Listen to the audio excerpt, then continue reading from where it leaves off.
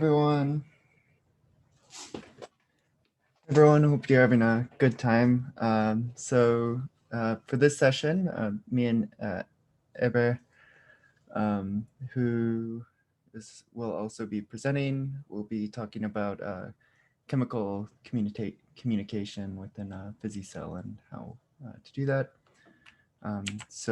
Last session, Paul just ran you guys through a whole bunch of modeling workflows, handy C++ tidbits, how to do functions, and now we really kind of want to drill in and see how can we apply them in the context of secretion, uptake, and export. So questions of how do we expect these cells to communicate and how do we handle these processes mathematically within PhysiCell for export, secretion, and uptake definitions. And then we're going to apply them for quorum sensing for a bacteria colony. This would require us to edit CPP files, to add custom functionality and edit rates through the GUI interface and edit signal interactions. And this can all be found on this on the GitHub repository that every single step for the examples are on the way. So if you get lost, please go back and check. Also, this is recorded, so take as much time as you want when you go back through the steps. So I'm doing a little biological context behind it. I don't know if it's really needed, but I kind of want to run through it quickly. So there's multiple ways that we can have these cells communicate by secreting chemical factors. Some are through the ECMs like protoglycans or VEGF or VEGF. And this is generally good for leaving kind of a memory in the ECM. Many diffuse out into the surrounding tissues, IL-6, VEGF, estrogen, and this is, your more typical long distance communication, and some factors are always on cell surface, like delta-like proteins, adhesion, and this is, your standard contact signaling, who are my neighbors and how can I connect to. So in general, and for chemical receptors, you have a ligand, which will bind a receptor. Then, so in the context of EGFR, this would actually dimerize, and then either be able to signal at the surface or have to be endocytosed to signal, and then it can recycle. Some steps can be slower, and you can have bottlenecks through the internal process, which will deplete surface receptors, either by storage in the endosomes or destruction through lysosome. There can also be indirect chemical communications, and this is just from basically competition. So you have a whole bunch of cells put together, they're all trying to get to these same resources, and then they end up either competing. These substrate gradients can have information on the nearby environments, and pretty much even when they're not intending to communicate, they can send information by the chemical environment. So in the context of PhysiCell, how do we deal with this? Well, there's a couple different ways. One is through export. And let's say we just have some substrate Q that can diffuse and be degraded through the tissue environment. We can have cells secrete at the just some constant rate E. So then if we define our total Q as the integration across your domain, then we can find that our total amount of our substrate is proportional to the number of cells that secrete Q if you use the export function. But you can also use the secretion function in PhysiCell, where there's a key difference in that you have a defined saturation density. So as you near this value, it'll tend towards 0. This just means they'll secrete until they reach their densities, and Q will have higher values near larger concentration cells. But most importantly, in my opinion, is even in a small concentration, Q can drive towards the saturation density for sufficiently large secretion rates. So what if you want the cells to uptake it? Well, you can use uptake, and really all this is you have your volume, your uptake rate constant U, and then your uptake target, right? And then this is then removed, of course, from the tissue environment. So important notes for dealing in PhysiCell is these can be accessed through internalized substrates. We don't explicitly go through them in these sets of slides, but it's important to be aware that each environmental substrate does have a corresponding internalized substrate with the same index that can be accessed through phenotype molecular internalized total substrates. And then you can also set settings so that cells release these contents on death via fraction released or transfer when eaten. So this is an important difference because these events happen on the diffusion timescale, I think, yes.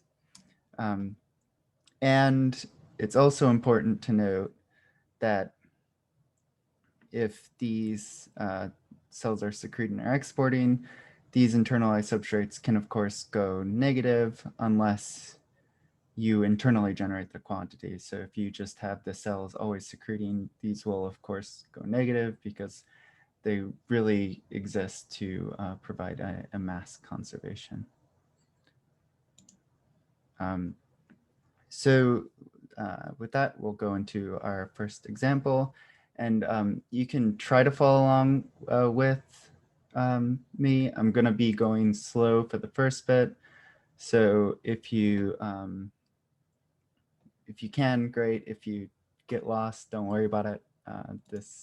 You can go back and take your time on it later. So for quorum sensing, how can cells see or count how many cells are nearby? How can cells find nearby cells? And how can cells build an army before attacking? You can do it through quorum factors. So many cells, particularly bacteria, will secrete these diffusible factors to help it communicate with other bacteria. And really, they communicate two key pieces of information. They accumulate in high regions of cell density, so they'll be able to say, oh, there's a whole bunch of cells around me. And the gradients will point to those sources so they can follow up those gradients. So let's start thinking and designing what we want to do with these quorum factors. We want to create a diffusing substrate of resource with these values, and we'll go through and step by step in the GUI and put them in, and have cells of type bacteria and type supplier. So we have our bacteria and then a supplier of our resource.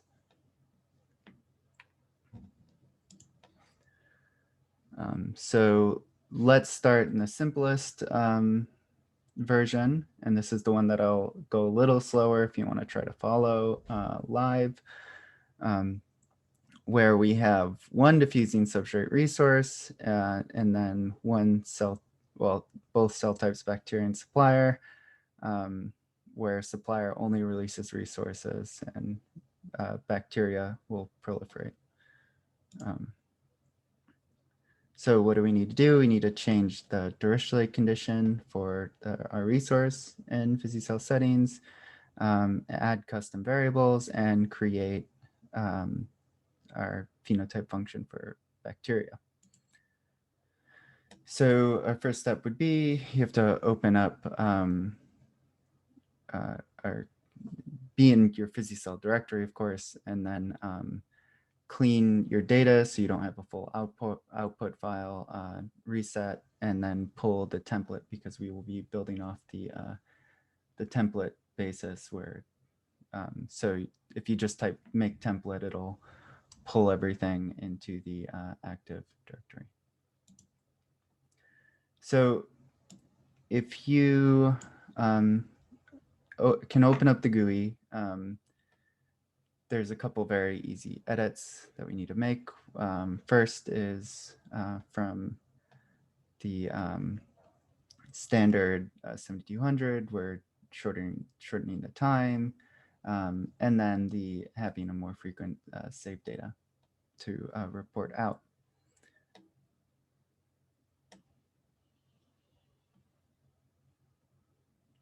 So if we want to do that, this is just config basics, max time, this and this. Sorry if it's a little small. I can't really get this to scale up larger on my screen. So then we want to set up the substrate. First thing we want to do is rename the substrate to resource. And this can be done as simply as just double clicking on substrate and rename it to resource. And then we want to update our decay rate, our initial condition, and our boundary condition.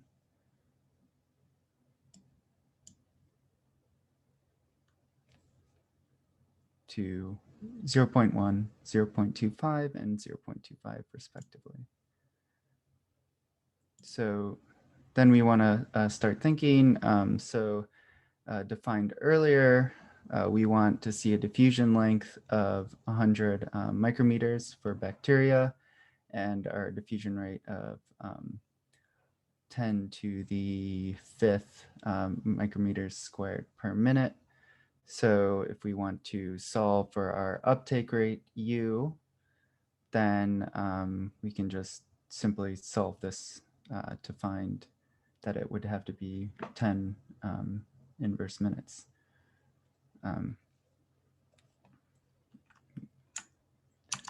So we can then apply this to our cell types. So if we go to cell type, start with default, and then we want to copy default by hitting this. This will make a copy, rename it to bacteria.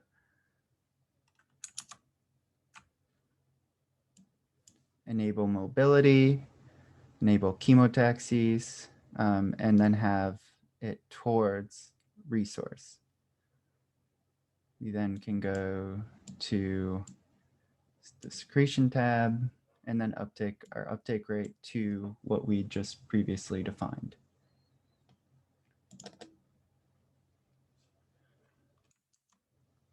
We can do the same for our supplier cell type, where we just copy and then say, okay, we want to make sure our cycle rate is 0, which I think it is on default. Put the death to 0 and put our secretion rate to 20 inverse minutes.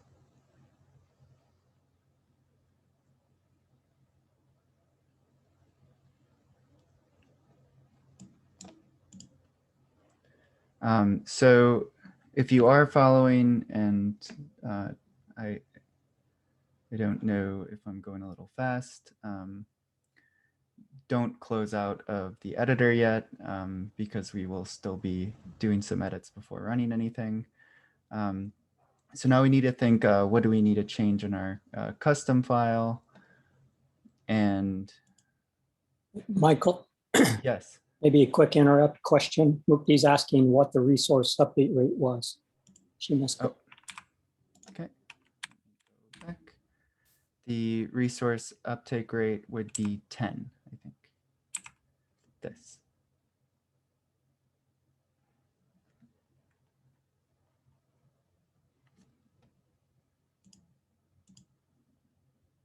Okay. So don't close out of that yet if you're following along, but so now we need to put a couple things into our custom.cpp. We need to define cell definition changes. This is probably going to be really hard to type in time.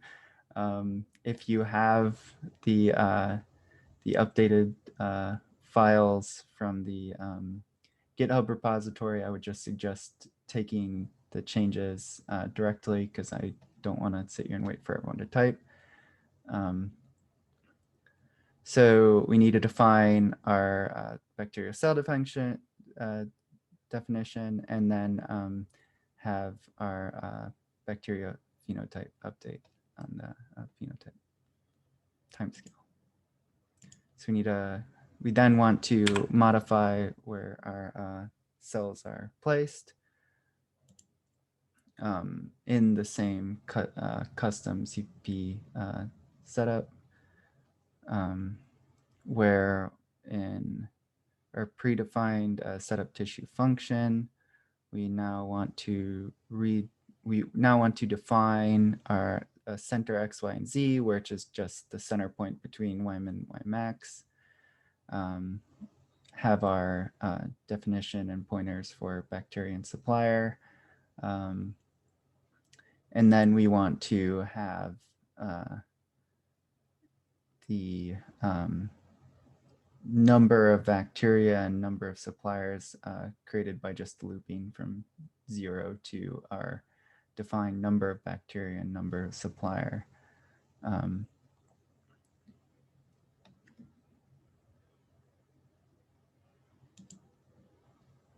So now we can go back to the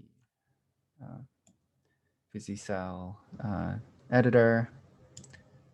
We can go user parameters, number of bacteria, radius bacteria, number of suppliers. You can just directly type it in and it will create those you generate. Set these to int because they'll default to double. And then you can type in the units. So 100 and 150.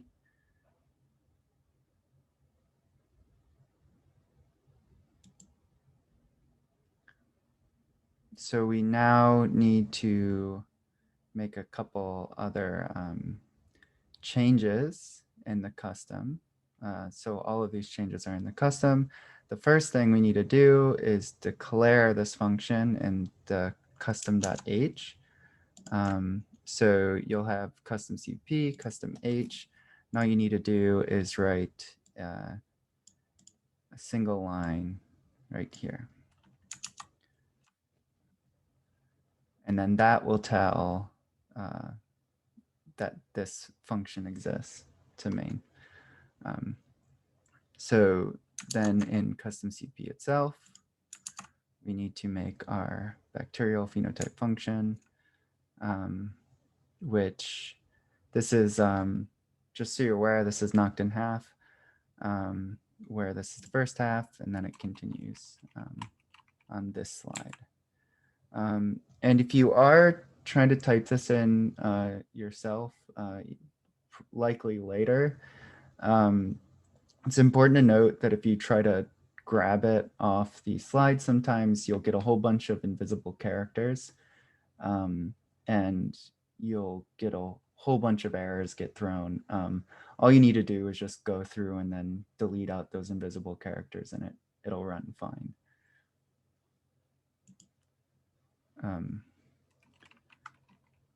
But that will only happen if you try to copy and paste directly off slides sometimes. So what we want to do in this phenotype function is we'll check to see if the cell's getting killed through necrosis.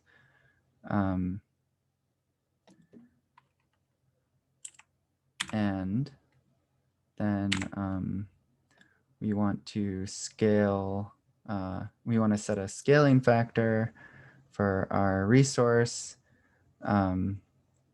where we compare it against our R necrosis and then divide it over our max minus R necrosis, right? So we're just trying to define some fraction between 0 and 1. And if it is greater than 1, well, we default it back to 1. And if it's greater, if it's less than 0, we want to default it back to 0.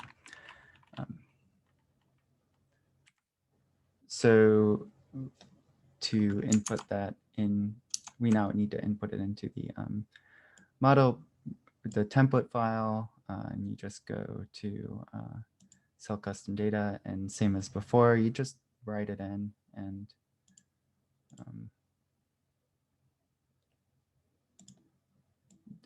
so when I tab up this, you see this, right? You can currently see that I have the GUI up, or is it only showing you the slides? Oh, you see the GUI. Okay, cool. And then if I go here, you can see Notepad++. Yes. Okay, cool. Thank you. I got scared for a second. I thought it was only showing one screen.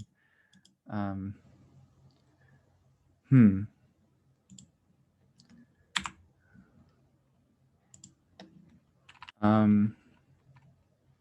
don't know what to do about that.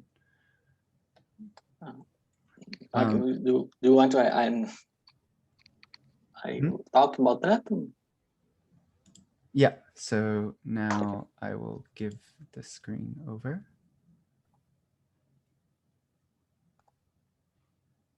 So, can you see my screen?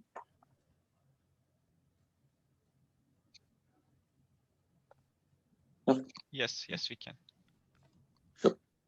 So after we define the custom data, we can run our code. I'll show. We can using by our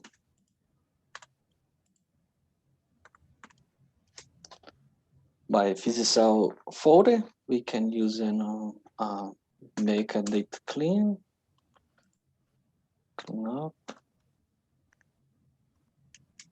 and run compile our code using make and run our code using project and specify the XML file.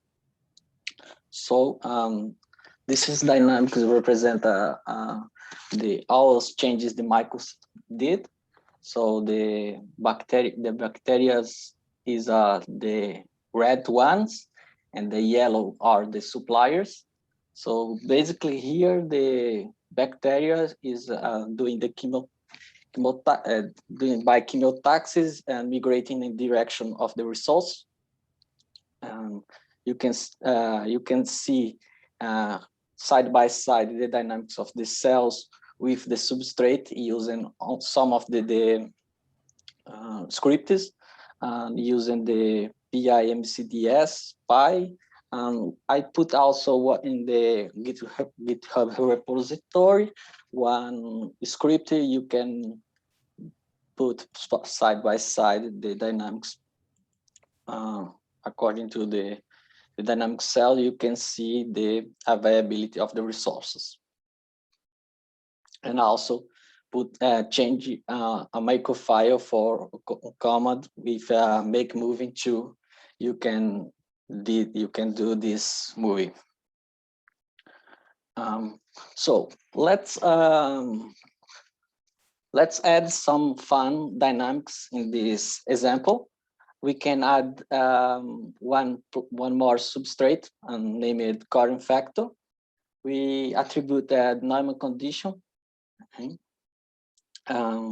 And the cell type and bacteria, we consider the bacteria secreting this Quorum factor, And we consider also the chemotax is towards the region of the height and quorum factor.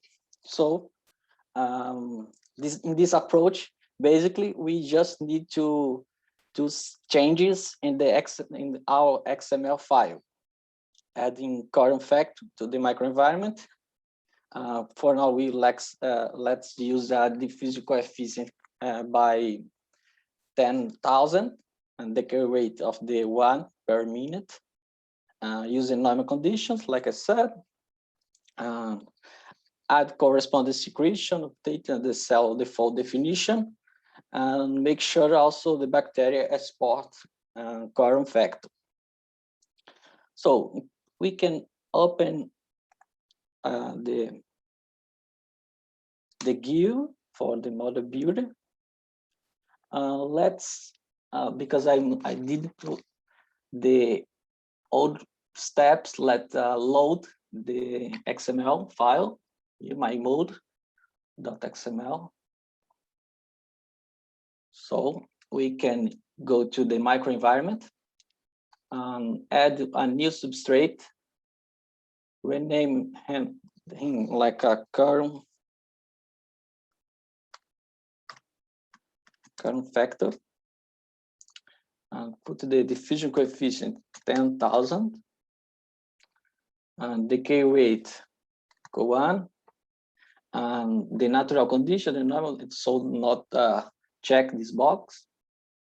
And we need to check is the calculate the gradient and track any agents, because we add when it is on the muted bug, when you add a new microenvironment, this uncheck this box, so you can check it again.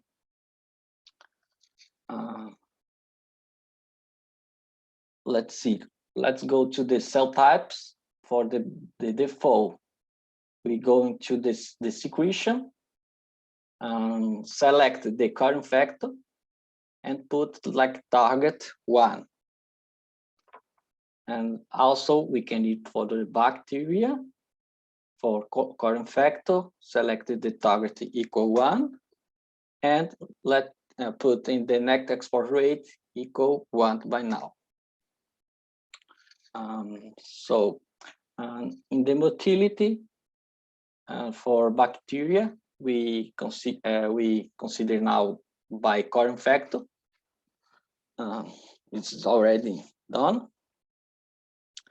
And Ebe, sorry yeah. for the interruption. Actually, Julio was asking about the what is the reason why you use the track in agents tick box. Okay, let me return.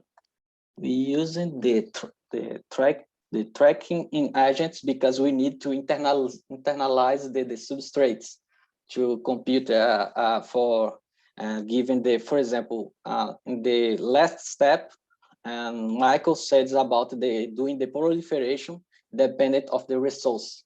For doing that, we need to know the density of the resource in each cells, and doing this function for discover what the probability of the proliferation, and for we kind of the function we define if it can be also for the death and the proliferation, the motility, but we tracking this just for know about the substratum inside the cell.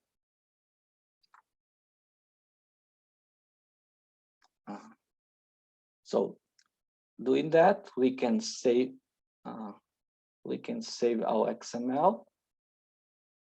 After that, we can run again using make that cleanup. I don't do that here just because of the time, but you can check later using these slides and see the dynamics of how it works.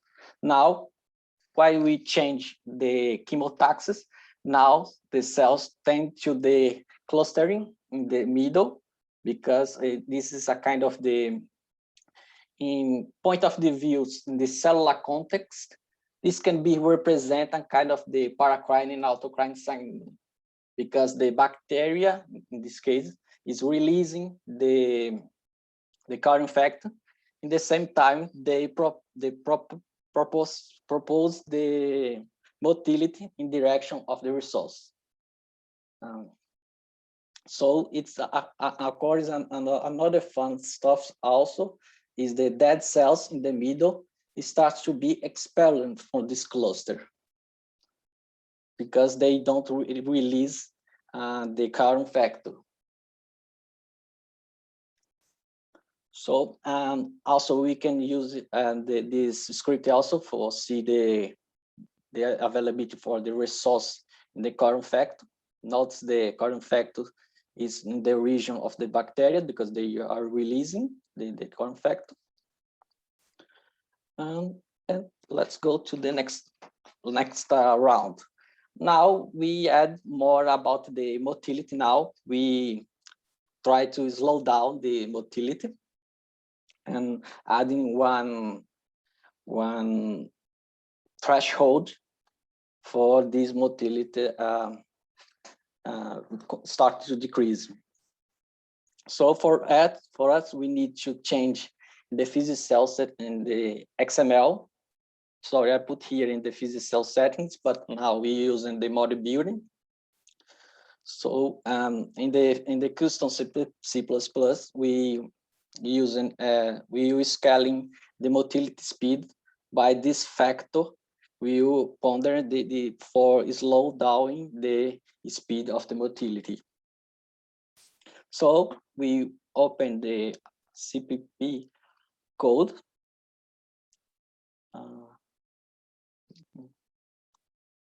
Yep.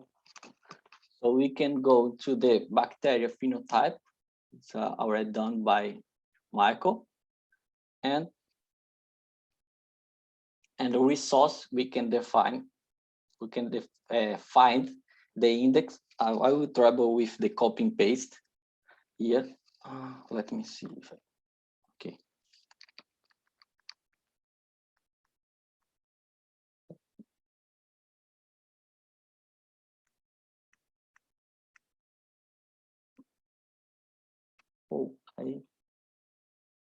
Yep, there is. We can copy and paste for the find index of the current factor and copy and paste here. We can also define Q like a value of the current factor inside of the cell.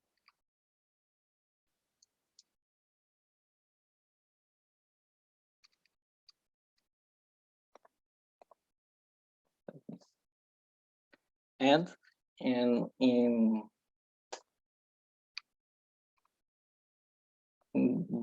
below of the function, we can define how this value you change the speed. So basically, I will copy and paste here. I can explain here. So we scaling using this scaling factor for the value between 0 and 1.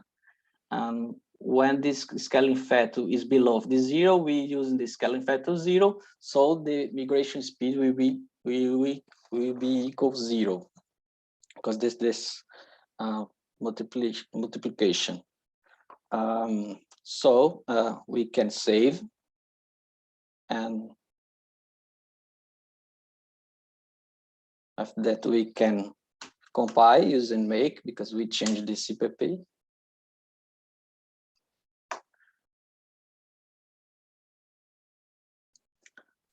Spend a little bit time because the caching.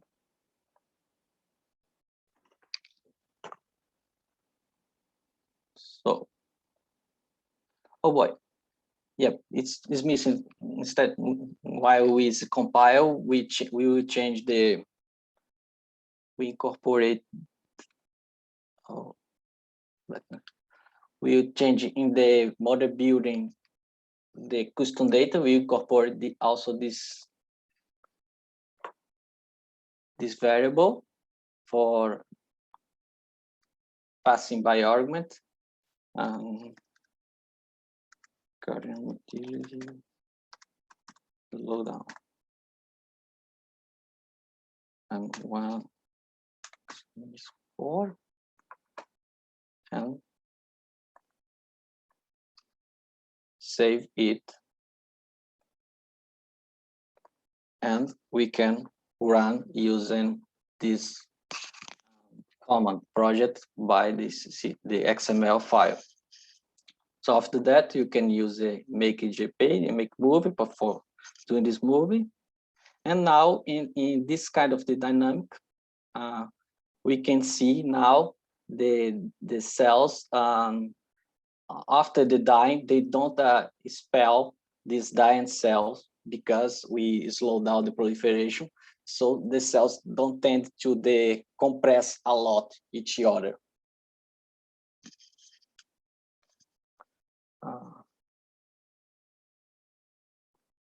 This you can see here the dynamic. Oh, it's another one. Yep. You can see here the dynamics used for seeing the availability for each chemical. And another round, we can see also, we can incorporate now one fun stuff is about the proliferation. In this sense here, we can we will add to the proliferation one dependence for the quorum factor, where this quorum factor is low, the proliferation starts to growing, and one key is too high, this proliferation starts to decreasing. This can be represented also in the cellular context. This can be represent the Ali effect. Here we using this function or parabola and define this quorum low proliferation with the E and -6 to -6, and in the high proliferation 1 to E -4. Notice that in the here the graphical, you can see in this phase we can have one kind of the cooperation. So the proliferation starts to increase until one peak, when the cells can be competitive and starting to decreasing the proliferation. This can be represented in the population aspect, this early effect. So for that, we need to change in the C++, in the bacteria phenotype. Let's do it just here because we lost. So we can copy and paste this quorum factor in the proliferation setting here. So here we just using data function for giving one scaling factor for our proliferation according to our variables quorum low prolif and quorum high prolif. So as we define here, we need also to include our XML file, the quorum low prolifer equal -6 and quorum high prolifer -4. So after that, we can save and run using auto. We can compile again and run. So in this approach,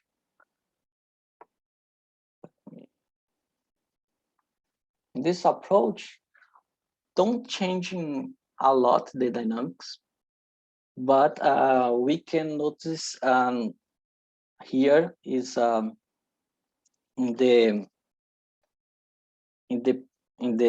substrate availability, we can see a little bit the difference now, because the proliferation is slowing down according to resource outside of this cluster, because here we have an supported capacity.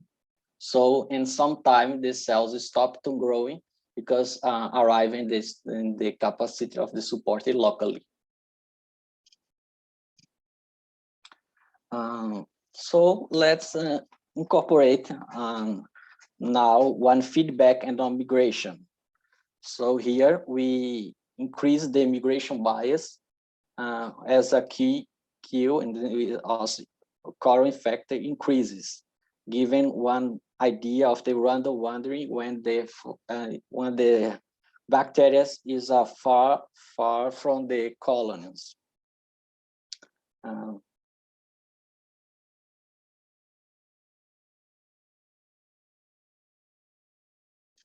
Here in our approach, we just change in C++ code. In the bacteria phenotype, we will scaling our bias motility by this variable Quorum motility slowdown. So we can copy and paste here and our bacteria phenotype update, and again we can compile and run. In this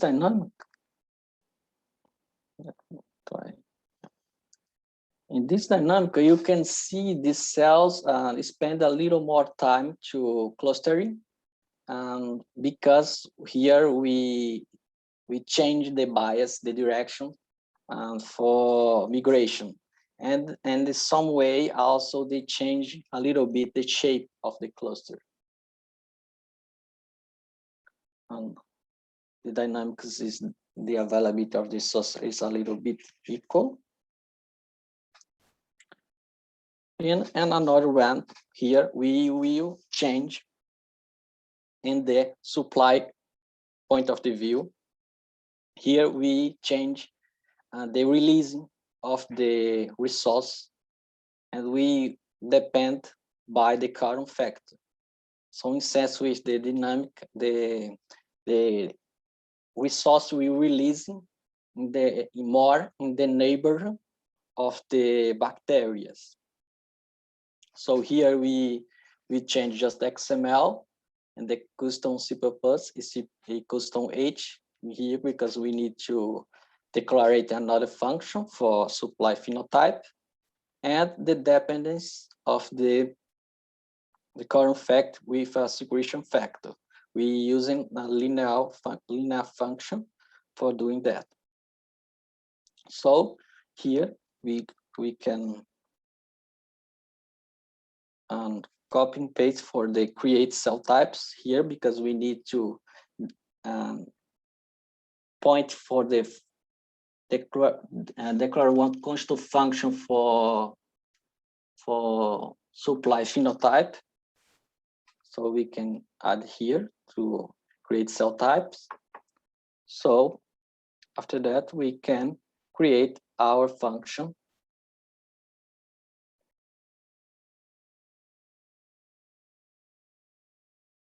And cpp file in the end.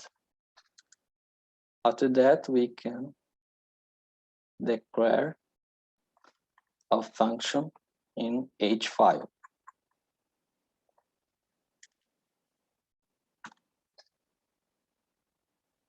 So we need here and of the 4 variables in our C++, because we define here the supply will depends by data function, linear function depends on the quorum, the higher column and the lower column, the resource and the high resource and the low resource. So for that, we create and the model builder.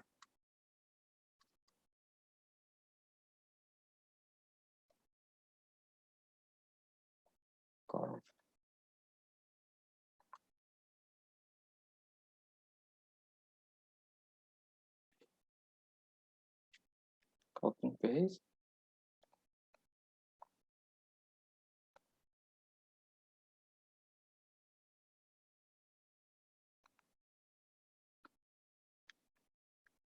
The values is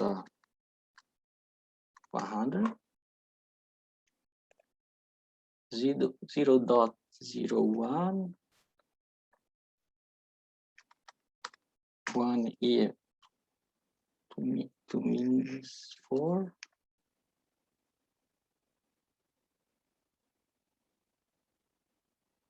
1,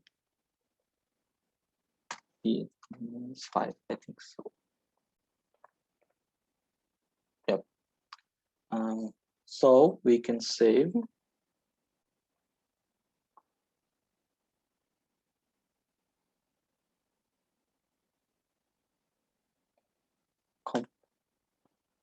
Compile and run.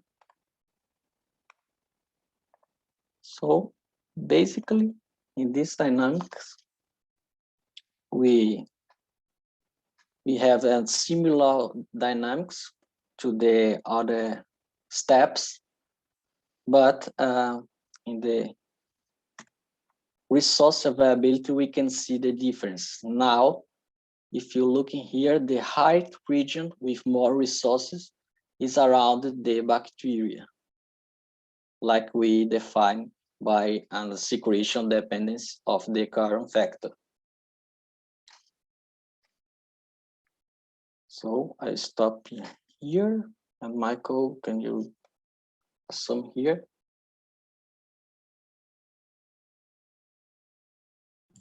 Yes. Good. Good. Okay. So,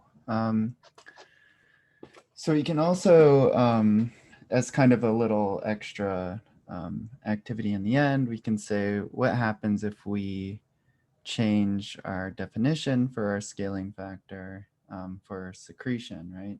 So where before it was linear at some low-high bound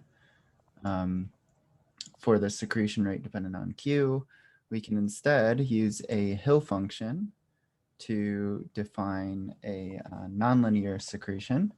So let's say we have a Hill power of 5, and let's just define our half max value as just half of what was previously Q high, right? So in the, sorry, Zoom moved this in the weird place.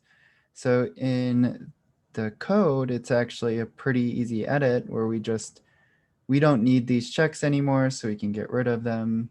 So we can get rid of these checks, define H as Q low over 2.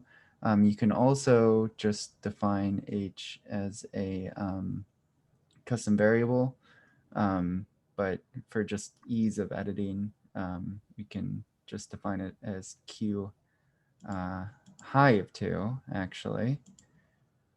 That is a, so we want to do Q high of 2. And then we use our power functions. So this is power, so Q to the 5th power divided by H to the 5th power divided by Q to the 5th power. And what we end up seeing is not really two different dynamics. word of note, this video I'm actually showing is with the typo because I just noticed it. But you would expect relatively similar results to the previous. So we could, this is the wrong one. So we can say make, and then you can run that in the background, but that won't be done anytime. So very simple edit to the CPP, and then you can change the kind of functional curve you supply. So it's very versatile in how you can handle it. But I mean, it's not too different from the previous result. So as a kind of extra little homework, okay. I misclicked. As a kind of extra little homework, and this, you can do this if you want to. You can play with the 3 types model, which is currently hosted on NanoHub. So you don't even, it's purely all XML changes, and you can purely handle this in NanoHub. Where you do the 3 body problems, you can find this link either by clicking here or using this QR code, in which you have 3 cell types, A, B, and C, that secrete their own respective chemical factor. So you can visualize this as cell fluorescence or the other. And these cells can either divide or die based off the resource, the A secretion factor, the B secretion factor, the C secretion factor, and just generally pressure, move in response to it, or tell the other that they can secrete or not secrete. So to do this, you utilize the Hill function again. So as explained earlier, it's just purely to get this type of kind of on-off switch curve. And you end up using a combination of 2 of them, where you have promoter signals and inhibitor signals, where your parameter P is some initial amount, your promoter portion of the Hill function. So this is the Hill function with respect to your promoter signal, and then 1 minus your Hill function with respect to your inhibitor signal. So I'll let everybody play with that, but what you can do with this is you can say, let's look at 2 subclones where population A will have regular proliferation death. Population B is increased proliferation, but more sensitive to resource depletion. So for cell type A, you just use everything default. For cell type B, just a couple simple edits to B base cycle, B max cycle, and this should match with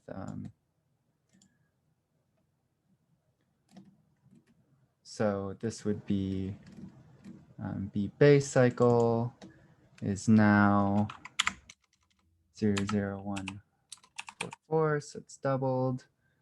The max cycle is also doubled.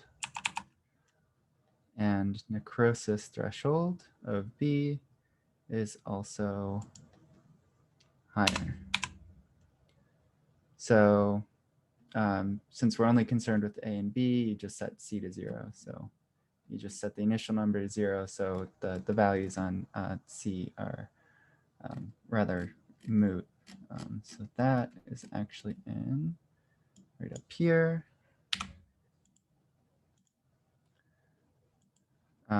You can then run the model and then see what happens.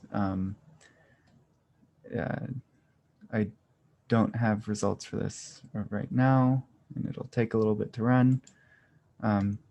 So then you can apply some more complex interactions where signal B promotes signal A proliferation, and it will actually not proliferate without the presence of signal B. And then you have your stromal, where no proliferation without signal A, and chemotaxis towards signal A, and stopping in regions of high A. So this will require these sets, which is just going through and changing all of this. So I can leave that to then. So you can go even further where you have quorum factor, and all of these slides are available for you. So it's just going through and then changing, just as a practice of being able to make edits to these XML files. So in the most advanced model, you have cell type A affecting death on B. And yeah, so I can leave that if you have time, if you feel like you want to do more and you want to think about it more in a tumor environment, you can just use NanoHub 3 types model and then go through these last slides of examples. So yeah, any questions in our last couple minutes? Heber, if you want to add anything.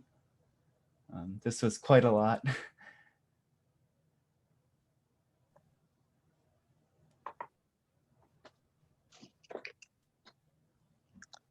If anyone have questions doing the code and they try to run, please let us know about your questions and all stuffs of this coding. Always available in the repo.